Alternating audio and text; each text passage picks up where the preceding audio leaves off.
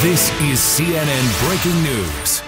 Breaking news, we're following, take a look at these live pictures. These are National Guard troops in North Carolina. They're getting ready to move into Charlotte. The governor has ordered National Guard troops to start patrolling the city tonight, fearful of a third night of violence potentially erupting. About 350 National Guard troops will be moving into Charlotte. They're getting ready to move in as we speak.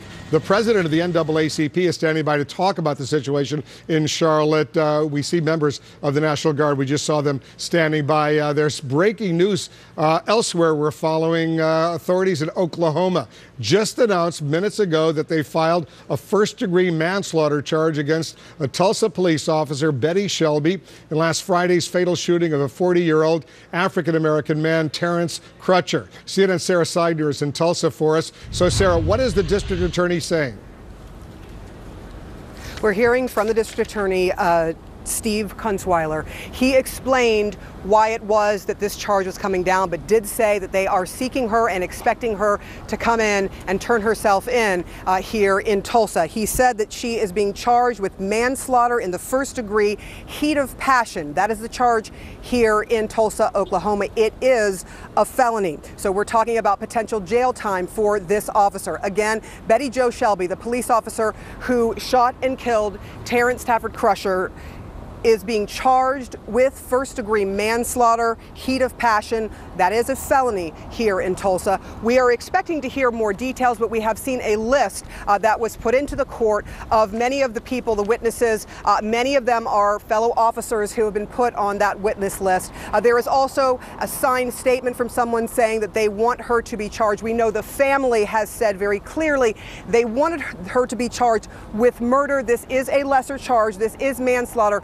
But it has only been a couple of weeks since this incident happened. This is very fast movement compared to a lot of other places in this country that the district attorney has looked at the evidence and so far believes there is probable cause to go ahead and charge this officer. We have also heard from her attorney. Her attorney has been saying all along that she feared for her life and that she believed that the person in the video that everybody has seen, that helicopter video with his hands in the air, then turned to the car, and she was worried that he was reaching into his car, but the attorney for the Crutcher family has disputed that and talked about the fact that he has very enhanced video and pictures showing that the window was up and he would not have been able to reach into that car. Clearly, the district attorney has looked at a lot of this evidence. We do know that the family attorney did hand some of that evidence over to the district attorney, letting him see their evidence, and of course the police have their evidence that the DA has been looking at and decided that this was worth a charge. Manslaughter, first degree, as they put it, with heat of passion, a felony. Sarah Seidner in Tulsa for us. Thanks for that report. Joining us now is the president and CEO of the NAACP, Cornell William Brooks. Cornell, thanks very much for joining us. Sure. Good to be here. Let me get your quick reaction to what we just heard from Sarah. First-degree manslaughter, a felony in connection with the shooting of this African-American man by this police officer, Betty Shelby in Tulsa. Your reaction? So my reaction is one of many and most Americans. That is to say, we extend our sympathies to the family of Terrence Crutcher and note that in the midst of their grief, they must be, as we all are, heartened to see some small measure of justice. When a man calls 911, has his hands in the air, is confronted by the police, he expects, or she, any person would expect help, not to end up with a bullet inside of them, not to lose their life. And so this is heartening news in the midst of a tragedy. We certainly await the investigation. We certainly await the prosecution. But bear in mind, it is rare that a police officer is charged, rarer still that a police officer is held accountable. But we are at a moment in this country where last year we lost 950 people at the hands of the police. Thus far this year, 706 people, 15 in the state of Oklahoma. This feels like a state of emergency for policing. So while this is some measure of heartening justice in the short term, we've got a long-term problem, and this is the very, very beginning of a process. All right, so Cornell, let's talk about what's going on in Charlotte. And even as we're speaking, National Guard troops are being deployed to the streets of Charlotte. About 350 or so are moving in under the governor's orders to try to patrol the city tonight, try to avoid a third night of violence. You heard the police chief, Kerr Putney, in Charlotte, just tell me that he's not planning on releasing any of the video, the dash cam video, the body camera video. Do you agree with that decision, or do you want to see all that video released?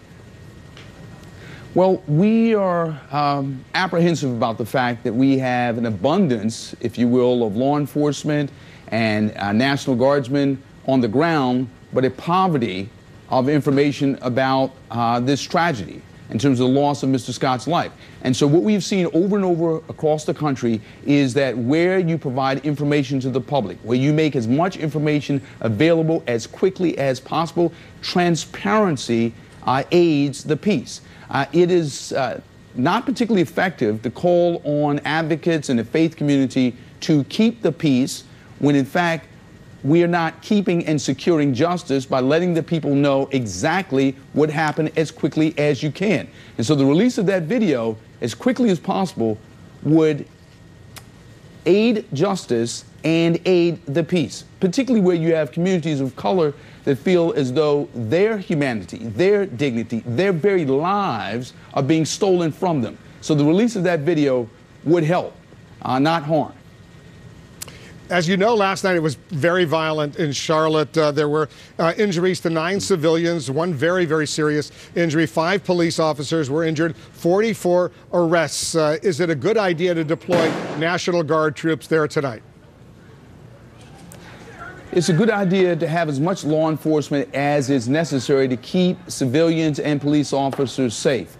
But note, we can't police our way out of a police misconduct problem. We don't have enough National Guardsmen to provide that measure of stability and security. What we have to have here is a measure of justice. That means releasing the videotape. It means being transparent with the family. But it also means that protesters and demonstrators protest and demonstrate without engaging in violence. Because if communities of color are subject to violence, if we have our lives, our dignity, our humanity stolen from us, the last thing we want to do is to engage in violence. The last thing we want to do is to give any misbehaving police officer or anyone who's engaged in any kind of misconduct or state-sanctioned violence, if you will, a get-out-of-jail-free card. We have to conduct ourselves with nonviolence, with discipline, even as we hold those who have engaged in violence accountable. In the spirit of Dr. Martin Luther King Jr., of course. But are you fearful, I just want to be precise on this, Cornell, that moving National Guard troops in tonight could make the situation even more dangerous? Absolutely. What we have seen over and over again is when we militarize situations of civilian unrest and anxiety, that can make this situation worse. In other words, you have a so-called solution that makes the problem inexorably worse. What we want to do here is have just enough law enforcement to keep the peace, but we need justice to keep the peace. That means providing the community with information, with the videotape, engaging protesters, demonstrators about what's going to be done to prevent further loss of life. You don't have enough tanks. We don't have enough body armor. We don't have enough military equipment to police our way out of a situation where there's a chasm of distrust between the police and the community. The only way to bridge that chasm of distrust is a measure of justice. That's what's important here. The National Guard, it is as important as it is, but we need far more than that, and we need far less of them. Cornell William Brooks, the president and CEO of the NAACP. Cornell, thanks as usual for joining us. Thank you, Wolf.